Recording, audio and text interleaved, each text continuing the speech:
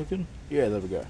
Hey, so, due to currently having 2 orders still stored here, I'm gonna do a quick rundown on 2 weapons that I've been commissioned to make. I'll also be running through the pros and cons of them, as well as why you wouldn't use them. So, first one we'll start with is Grog's axe from some anime. I wasn't too sure. This is a mix of his old and new design. His old design only had one of these, but his new design is double-headed, but I combined the two. So a perk of big axes like this, especially in war, is you have area denial of some kind.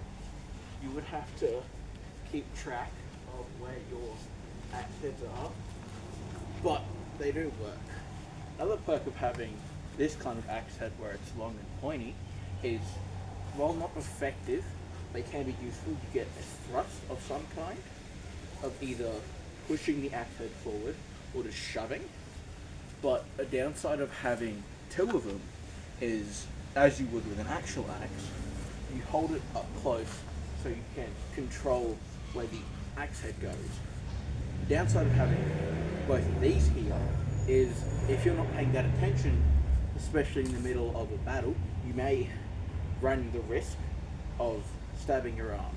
Now, in armor of most kinds, mainly plate and mail, that isn't so much of a problem, but it can cause issues, because if you just swing up, your wrist is at an uncomfortable angle, which can imperfect your swing.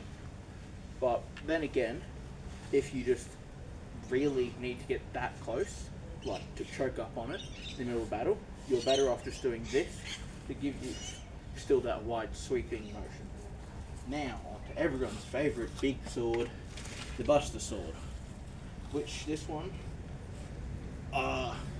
another commission. This is based off the main one that you will see, Cloud's main one, I guess. It is painted black. That's fine for the person ordering it. It is supposed to be grey, and the 2 material colours are purple and green. The handle is covered in yarn. Now, the main reason I'm doing this one last, because it is a bit longer. Well, the breakdown of it. So, like most great swords, you still have these big arching swings that take your full body use.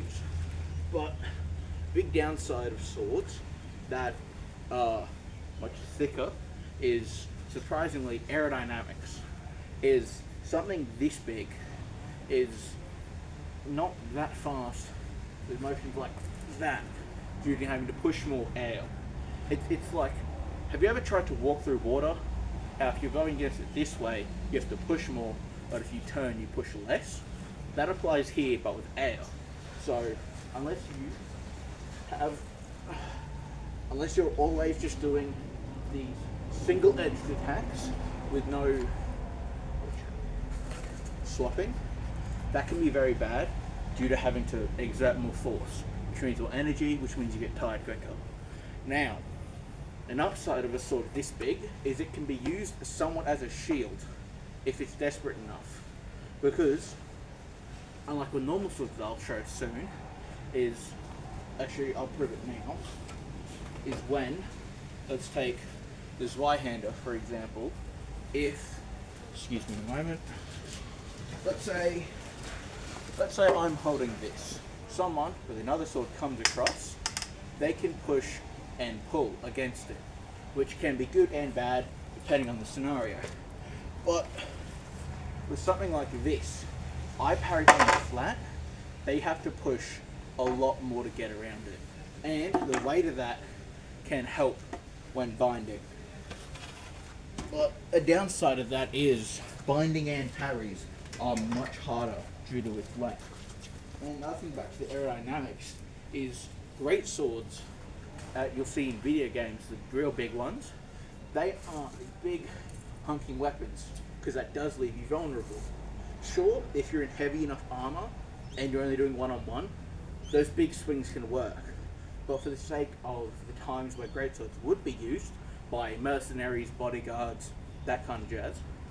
They were more used like axes, where it's big sweeping strikes to deny area. Not exactly strike with these themselves, but instead to present the threat of if you come into this area, you will get hit. Now, that can both be a benefit and a downside. So, I guess that is it. If you have any questions about either of those two weapons, or if you would like to commission a weapon of varying quality, hit me up. Otherwise, I'll catch you later.